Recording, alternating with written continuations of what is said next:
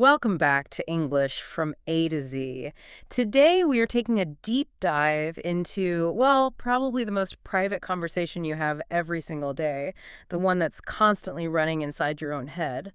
We're talking about self-talk, that continuous, sometimes kind of chaotic internal monologue that manages pretty much everything from your grocery list to maybe your deeper anxieties. That's a great way to put it. It really is like the silent CEO of your brain. And you Yeah. really hit on the crucial point there. Whether you're, say, cheering yourself on before a big race or working through a really tough coding problem or, well, like our source material shows, maybe just quietly panicking because you honestly can't remember which fork is for the salad. That internal dialogue, it's a fundamental cognitive tool. It's really not just background noise. It's more like the engine for processing, for learning, memory, and even regulating our emotions. Right. And our mission today, it's a real deep dive, and it's tailored specifically for you, the learner. We're going to tackle two worlds that seem pretty different, but are actually, well, deeply linked. First, we're going to basically eavesdrop on a high-stress situation, an incredibly awkward first date, to pull out and really analyze some critical, informal, even kind of rude slang that you absolutely need for real world fluency. This is the language of intensity, Yeah. the stuff you hear in movies, out on the street, and yeah, definitely in your own head sometimes. Exactly. And then second, we'll connect that really colorful, sometimes very negative internal language back to the broader cognitive science. We want you to understand precisely why the brain tends to reach for those specific words and phrases when it's under pressure. And maybe most importantly, we'll break down how this habit, talking to yourself, can be actively used as a really, really effective technique for learning, for locking in memories, and for deep focus. We're basically moving from, what the hell's going on to how the brain actually works. Okay. The source material we've pulled from, it features this highly relatable, kind of awkward dialogue that perfectly captures an internal freakout. It's complete with intense self-criticism and some really high-frequency phrases. So let's jump straight into the hot seat, as it were, and set the scene. Okay, so picture this. Our poor protagonist, maybe mid-20s, he's on what he desperately hopes is going to be the perfect blind date. And everything starts out beautifully. The restaurant's nice, the ambiance is great, and his date is clearly impressive. He's already feeling overwhelmed, maybe a little intoxicated by the possibility of success. Yeah, and this is actually the perfect environment for us to extract language Yeah. because an internal monologue, especially when someone's under high stress or feeling nervous, Mhm. well, it tends to drop all the formal filters. It just defaults to the most immediate, the most emotive language it has available. The stakes feel really high, and the internal criticism is just completely unfiltered. Right.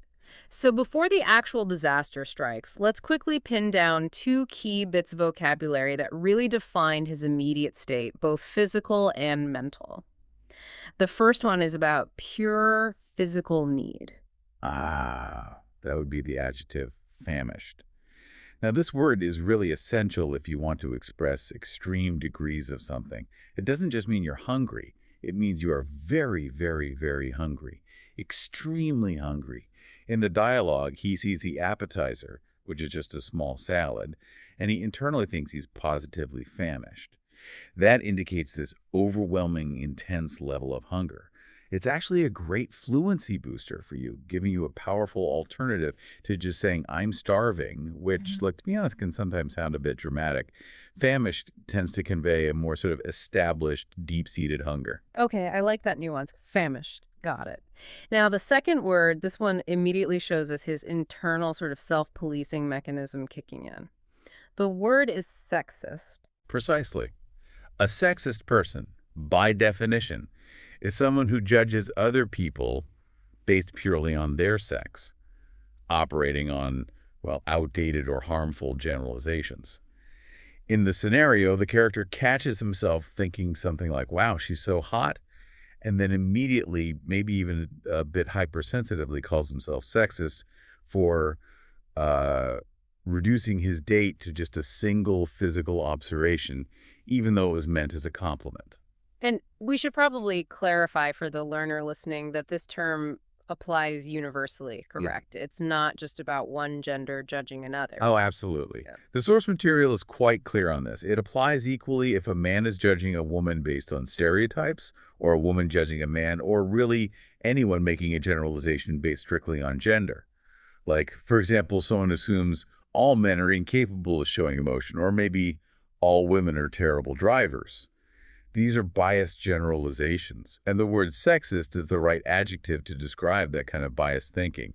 It's actually a crucial word to understand in modern English discussions. Definitely. Okay, so now for the date disaster itself. Initially, like we said, he's feeling euphoric.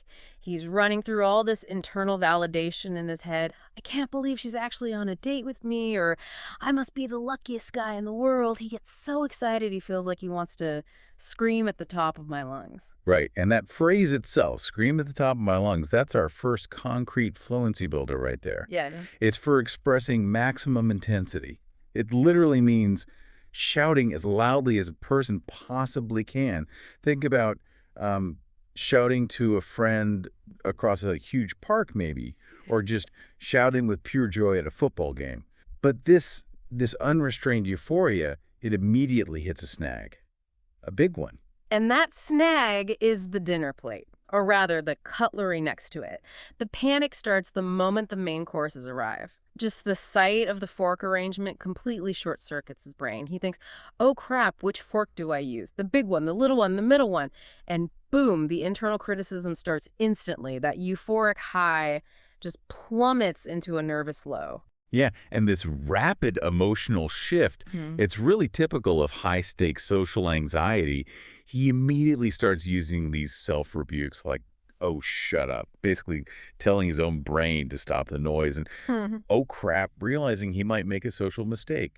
The sheer number of forks just paralyzes him. It leads him to believe he needs, what was it, a PhD in etiquette, just to eat a salad. And this kind of exaggerated catastrophic thinking, that's the perfect linguistic setup for the really aggressive slang we're about to look at. It's the core of his negative self-talk. It's a fascinating scenario because that internal language, even though it's negative, it's fast, it's functional, and it uses these highly charged words, they seem designed to just stop the mental spiraling, you know? Precisely. It's like hitting an emergency brake, linguistically speaking. Okay, let's pivot then to the slang itself. When our character starts his downward spiral, he resorts to calling himself some of the, well, roughest names in the informal English lexicon. We're going to analyze this language of self-criticism, words like dumbass, moron, tool, because even though he's using them internally here, understanding their frequency, their nuances, and frankly, the social risk involved in using them externally is absolutely essential for fluency. Right. And before we jump in, we really have to issue a strong warning here for you, the learner. We're dissecting these specific informal words because, yes, they are incredibly high frequency. You hear them in the internal monologues. You hear them constantly in media, movies, TV shows, and in highly casual conversations with friends. However, and this is a big however, using these words externally. Calling a colleague or a waiter or especially your boss a dumbass or a tool, that is highly offensive. It's deeply impolite, and it seriously risks major social or even professional consequences. They are absolutely not substitutes for more formal words like mistake or incompetent. So please, use them for understanding, not necessarily for speaking, unless you are 100% sure of your social context and your relationship with the person. That's excellent context and a really important warning. Okay, let's start with the first insult he throws at himself. Dumbass. It feels almost universal in informal speech sometimes. Oh, dumbass is quintessential slang, isn't it? It is definitely not polite, and yeah, you're rarely going to find it in the standard dictionary. Crucially, its meaning is tied very strongly to action. A dumbass is generally seen as a person who performs stupid, foolish, or careless actions. It implies they probably should have known better, but they messed up anyway. Okay, so it's more about a failure of execution, maybe. Not necessarily a lack of intelligence itself. That's a perfect way to put it. Precisely. If you're, say, preparing for a really difficult exam, and you spend 3 hours just organizing your pens perfectly but completely forget to study the most important chapter. Well, you might feel like a dumbass. Why? Because you performed stupid actions based on poor prioritization. You had the capability, presumably, but you just messed up the process. Another classic example they give: dropping your brand new phone into the swimming pool right after bragging about how water resistant it is. That's a definite dumbass action. The focus is really on the avoidable foolishness of the act. Okay, that distinction is really key. How then does that compare to the next term he uses in his internal rant? Moron. Right, moron shifts the focus a bit. While it's also highly critical, moron typically refers to what's perceived as an inherent lack of intelligence, someone who is seen as profoundly unintelligent. Interestingly, moron is often found in the dictionary, and it actually used to have a clinical meaning, though obviously that's long gone. Now its use is purely informal and definitely derogatory. So if a dumbass is careless in their actions, a moron is perceived as just, incapable, intellectually. That's a pretty clear way to distinguish them, yeah.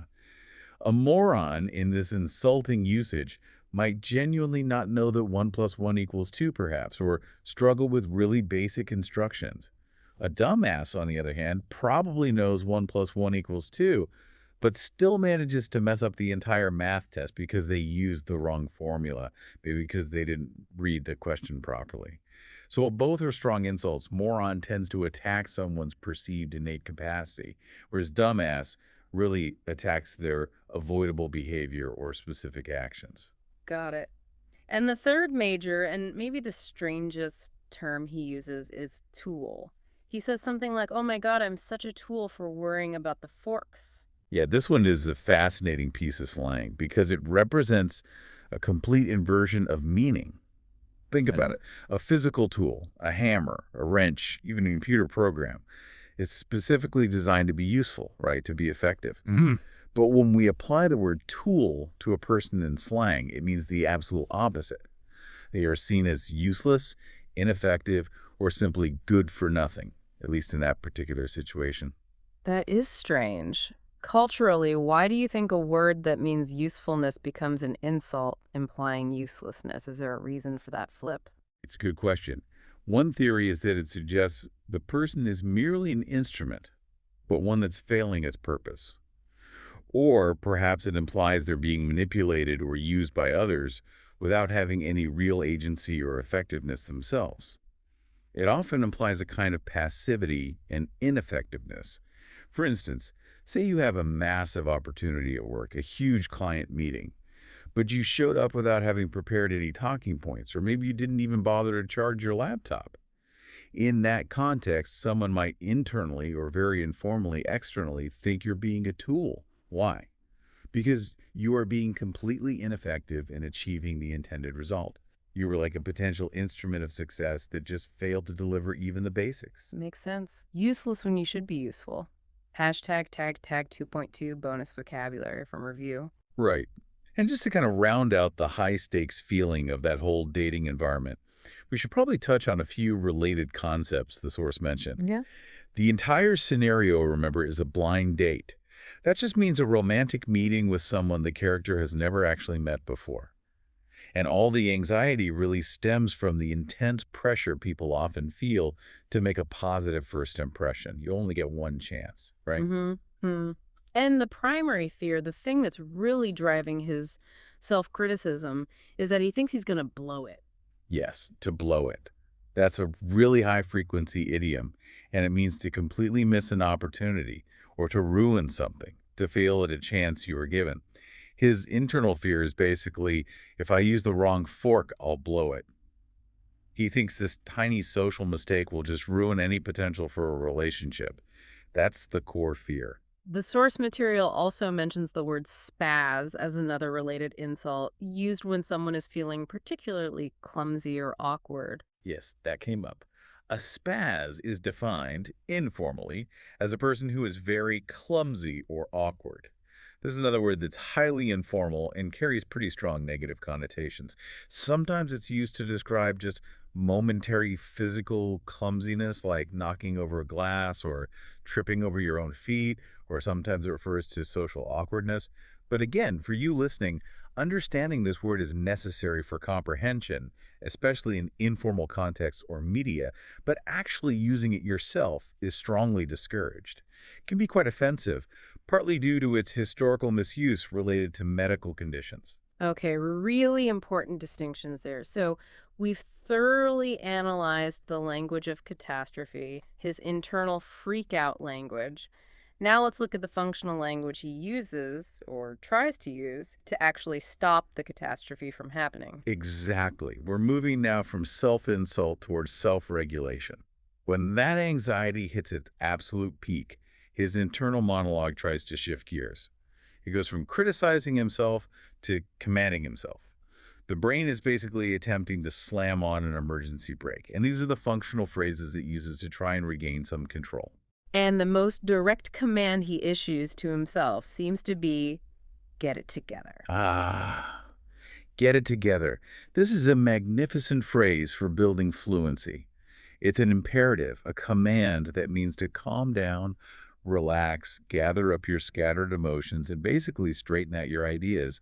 The phrase vividly suggests that your thoughts and feelings are currently all over the place, disorganized or scattered, and you urgently need to pull them back into a single, cohesive, controlled unit, like gathering scattered papers into a neat pile. So, what are the main situations where you'd use get it together? Is it only for anxiety, like in the dates scenario? Oh no, it has much broader application than just anxiety. You definitely use it when someone is deeply emotional. Maybe someone's crying uncontrollably or completely overwhelmed by panic before giving a presentation.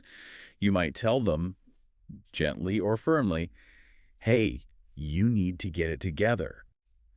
But critically, you also use it when someone is behaving irresponsibly or maybe making consistently poor life choices. For example, if a friend loses their job and then starts drinking too much and stops paying their rent, well, you might eventually confront them and say, quite seriously, look, you seriously need to get it together and take control of your responsibilities. So it really addresses both emotional chaos and behavioral failure. Okay, that's really useful. Now, related to calming down, he also tries to kind of regulate his internal temperature, metaphorically speaking, with the phrases chill and be cool. Yes, these are classic emotional regulators, aren't they? They're rooted in that common temperature metaphor. The idea is don't let your emotions get hot or run away from you. So to chill or to be cool basically just means to relax, to calm down, and to maintain your composure. Keep a level head. And we noted earlier that chill is particularly versatile, and it even has a specific pronunciation quirk in informal speech. Absolutely. Chill works both as a command, hey man, you need to chill, it's not that serious, or as a description of a relaxed activity. Yeah. And when it's used to describe just relaxing, like I'm chilling with my friends tonight, the final G sound is very often dropped in natural, highly informal pronunciation. It becomes, I'm chilling. Hearing and using that drop G signals immediate high-frequency spoken English. So mastering both uses of chill is pretty essential for learners who want to sound natural in casual settings. Chillin', got it. Hashtag tag 3.2 high frequency emphasis and exasperation. Okay, now let's shift to the language of sheer exasperation. When he's staring at that confusing array of forks, he internally asks, what the hell are all these forks for? Right. The phrase, what the hell? Well, it's definitely not polite, but it is undeniably one of the most common intensifiers in everyday spoken English. Its function is basically to put aggressive emphasis on a question. It conveys frustration or astonishment, or maybe even anger. It instantly turns a simple request for information, like, what are these forks for, Yeah. into an expression of emotional overload. And what's really brilliant about this structure linguistically is how modular it is. You can just plug any of the other WH or question words, why, where, how, who, when into that WH the hell construction and instantly get a wide range of emotional intensity. Let's quickly run through the full list that the sources provided, maybe detailing the specific feeling each one usually expresses. Good idea. Let's start with where the hell. Imagine saying, where the hell are you? I've been waiting here for 2 hours. That's clearly expressing impatience, right? Yeah. And probably building anger directed at the person who's late. It's way stronger than just asking, where are you? Okay. Next up, how the hell? You might say, how the hell did you do that? That was amazing. I thought it was impossible. Exactly. This one is usually used to express pure astonishment or amazement. Often it's some incredible or unexpected achievement. The speaker is just overwhelmed, wondering about the method or the sheer success of it. Then we have when the hell? Something like, when the hell are you finally going to find a job? I'm getting tired of paying for everything. Yeah, that construction definitely conveys deep fatigue, exasperation, and frustration. It's usually aimed at someone else's perceived, persistent lack of responsibility or effort. You're fed up. And finally, who the hell? Maybe. Who the hell are you? Why are you standing in my apartment? Right. This one expresses shock and confusion, often mixed with the sense of territorial violation or suspicion, especially if the speaker genuinely doesn't know the person they're addressing. It's confrontational. So mastering this whole WH the hell structure really gives the learner access to a massive spectrum of emotional intensity, doesn't it? It really does. It allows you to participate more authentically in everyday English interactions, conveying strong feelings, even while you need to maintain that awareness that it's classified as impolite. Context is everything. Okay. And the final high-frequency phrase from that date scene, the one he uses right when he realizes his potential mistake with the forks, is, oh, crap. Oh crap. It's kind of the perfect placeholder for a mild disaster, isn't it? Yeah. It's generally seen as an impolite but very widely accepted alternative to just saying, oh no. It's what you instinctively say when you spill coffee down your shirt just before a meeting, or you miss your exit on the highway, or you realize you left your wallet at home. And as we noted earlier, it sits really neatly on the intensity scale. It's much stronger than a very neutral, oh dear, but it's significantly milder than the truly offensive, prohibited swear words. It's pretty much essential for reacting naturally to everyday frustrations. Okay, fantastic. We've really unpacked the language of that stressful moment. Now, let's move to the deeper connection. We've analyzed these high-stakes words, dumbass, tool, get it together. But the real question for you, our listener, the learner, is why does the brain even choose this kind of language when it's under duress?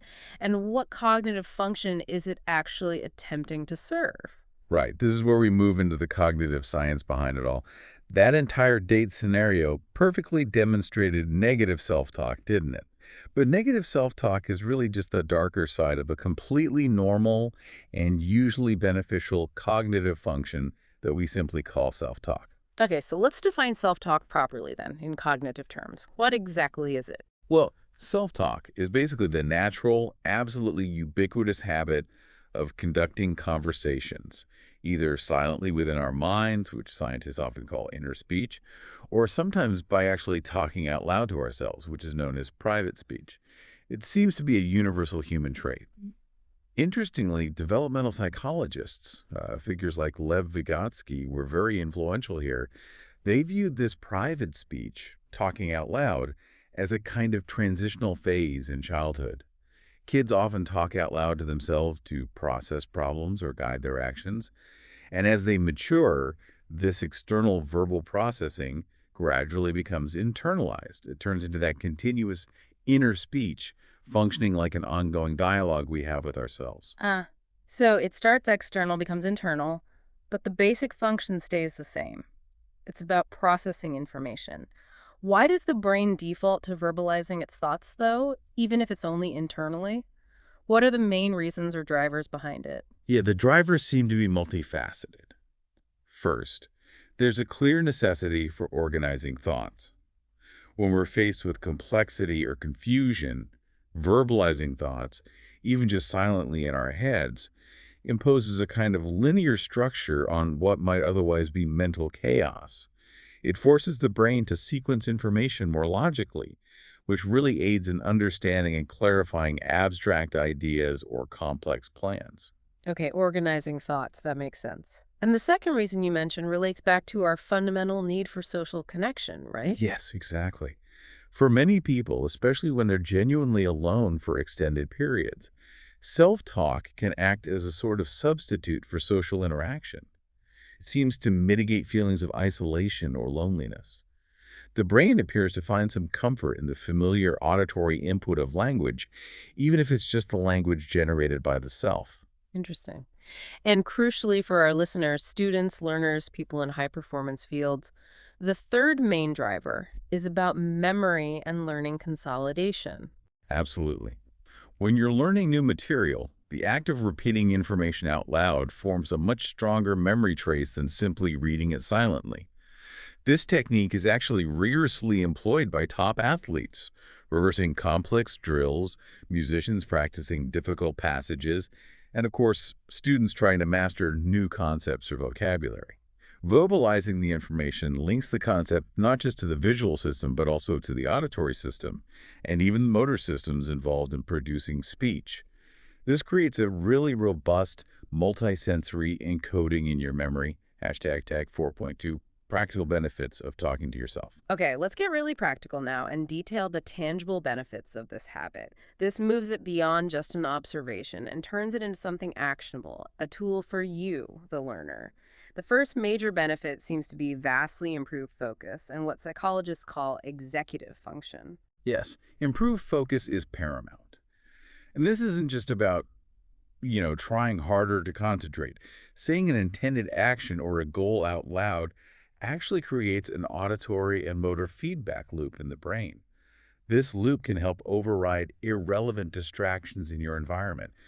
So if you're maybe distracted by noise while trying to work and you consciously say out loud or internally, okay, I must concentrate on this document now, that verbal command reinforces your intention. It effectively narrows your attentional focus and enhances your executive function. That's the brain's ability to manage tasks, set goals, and control impulses and behavior.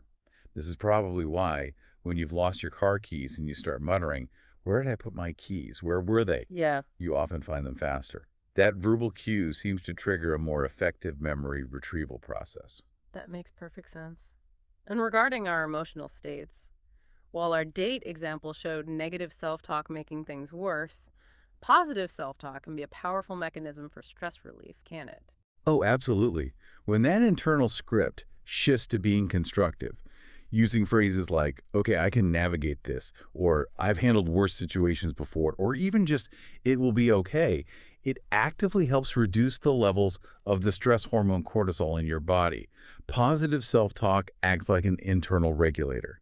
It offers emotional reassurance, it builds your sense of self-efficacy, your belief in your ability to succeed, and it generally makes people feel calmer and more competent when they're facing high-pressure situations.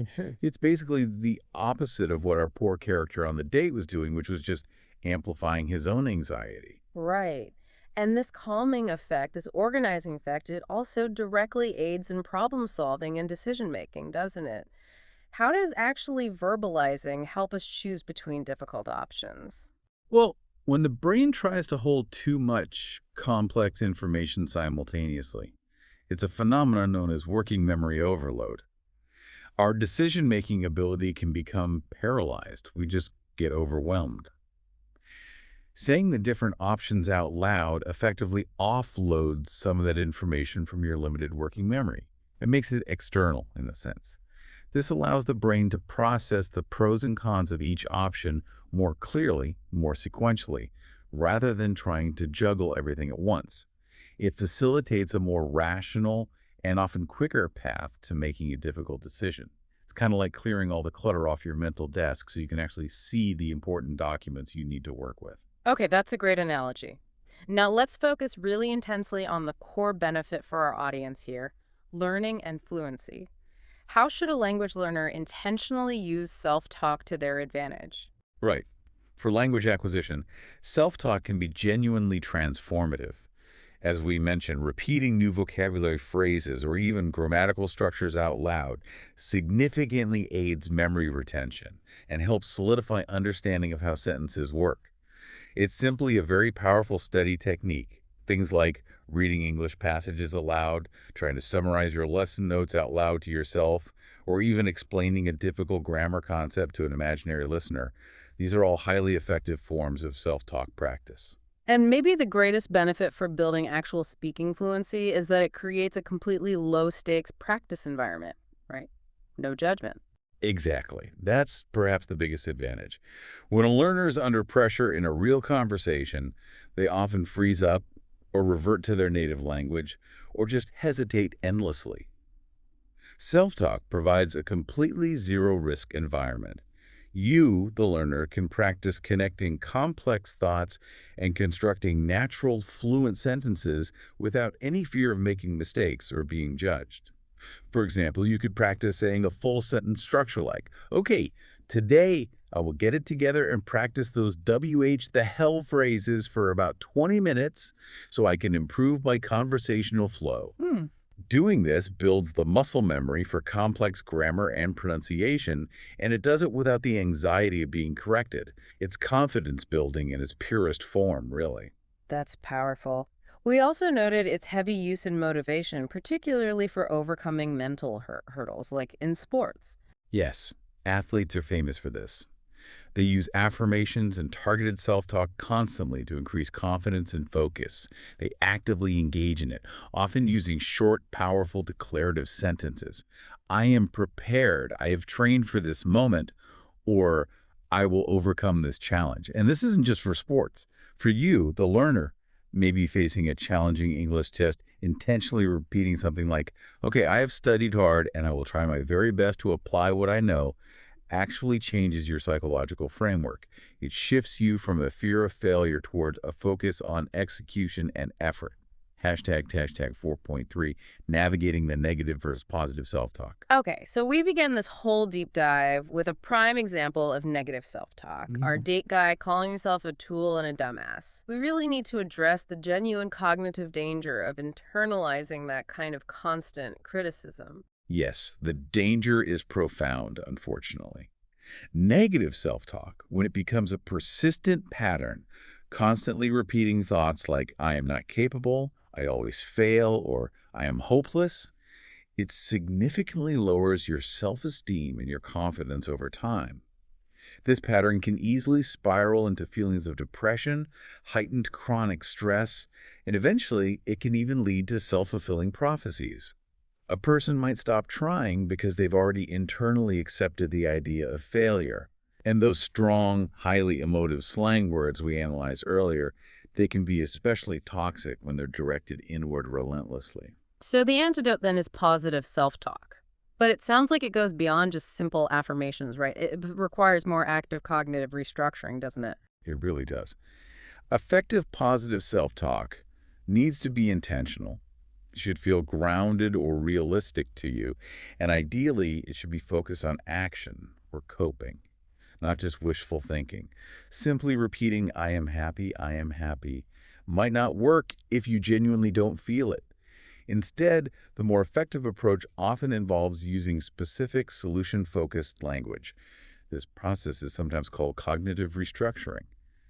It's about actively identifying a negative thought pattern and then cautiously reframing it into something more constructive or realistic. Okay, let's try and illustrate that reframing. If the negative thought is, say, I'm definitely going to fail this presentation because I'm always such a dumbass when I try to speak English, how would you restructure that? Well, first, you challenge the overly negative generalized assumption. Hmm. You move away from character assassination, I'm a dumbass, towards planning and coping actions. Mm. You could restructure it to something like, okay, I am feeling nervous about this presentation. That's normal, but I've prepared my key points. I will concentrate on speaking clearly, and if I make a mistake, I'll take a breath, get it together, and just continue. Making a mistake doesn't mean I'm a failure. Hmm. See the shift? You switch the focus from why am I inevitably going to fail to what is the best way for me to approach this challenge right now? The self-talk needs to be encouraging, yes, but also realistic and focused on the path forward, on solutions. Right. So speaking to yourself in that kind of solution-focused, clearer internal voice actually allows your thinking to become more organized. It moves you out of that purely emotional, maybe panicked loop and more into an execution or coping phase. Precisely. It puts you back in the driver's seat, cognitively speaking. Hashtag 4.4 clarity on mental health. And we absolutely must reiterate this crucial boundary before we finish. For the vast majority of people, talking to yourself, whether it's internally or occasionally externally, like when you're searching for your keys, is entirely normal. It's actually beneficial for focus, processing, and learning. However, the line is generally drawn when the conversation stops being solely with the self, correct? Exactly. If an individual starts to hear voices that they cannot control, voices that feel separate from their own thoughts, or if they experience having conversations with people who are demonstrably not physically present, what doctors call auditory hallucinations, that is a significant distinction. That situation could indicate an underlying mental health condition that requires immediate professional medical attention and assessment. Our discussion today focuses strictly on the healthy, natural habit of inner speech and private speech that people use for cognitive control, organization, learning, and emotional regulation. Okay. So, hearing yourself internally criticize your decision to order the soup instead of the salad is perfectly normal self talk. But having an ongoing conversation with an invisible waiter about the soup, that's when it's time to seek professional help. That's a very clear way to put it, yes. For the majority of us, that habit of internal monologue is a helpful, natural way to process our thoughts, maybe reduce some stress, and, most importantly for you listening, to rapidly improve your language fluency. Hashtag outro. Well, this has been a tremendously detailed deep dive today. We started by plunging right into the high stakes, kind of hilarious chaos of that awkward first date, where we extracted some vital, high frequency, informal English, slang like dumbass and tool and that essential command, get it together. And then we moved directly into the cognitive science to understand that the very act of using that kind of charged language internally is actually a key and often beneficial function of the human brain. Right. And to achieve true fluency, you really do need to master both sides of the coin. The formal language, yes, but also the informal, the street talk, the slang, and those common intensifiers like that powerful WH the hell construction. Why? Because they are constantly present in modern media, in movies, TV, and in everyday conversations. But please, remember that cautionary note we gave. These strong slang words are primarily for comprehension and maybe for internal use or very specific trusted contexts. And if you, the learner, encounter other high-frequency non-standard terms like dumbass that maybe aren't in your conventional dictionary, remember the resource mentioned in the sources, Urban Dictionary. It can be a useful, though obviously very informal, reference point for understanding these non-standard usage contexts. Just use it critically. Good tip. We analyzed all those functional phrases too, from chill all the way to, oh crap, that our poor protagonist used to try and control his panic. And now you know exactly how you can use those intensifiers and regulators yourself. But I think the key takeaway, really, from that whole section 4 on psychology is realizing the profound power of your own internal voice. You actually have the choice every single morning whether that voice is going to be a persistent critic tearing you down or a proactive coach building you up. Absolutely. That shift from predominantly negative self-talk towards positive, action-oriented internal dialogue is probably the single greatest tool you have for leveraging your internal monologue effectively.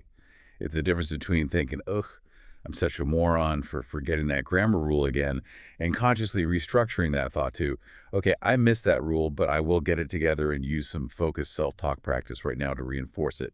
It's about learning, not judging. And that leads us perfectly to our final provocative thought for you to chew on as you go about your day. Given how incredibly effective self-talk demonstrably is for motivation, for memory consolidation, and especially for language learning, How often are you intentionally using positive, constructive self talk to reinforce the complex vocabulary and phrases you just learned today, or that you're working on generally? How will you consciously get it together and focus your internal monologue the next time you face a difficult challenge? Whether that's a job interview, a proficiency exam, or maybe even just successfully choosing the correct fork on a date. Think about it. Until next time, keep that internal dialogue supportive and productive.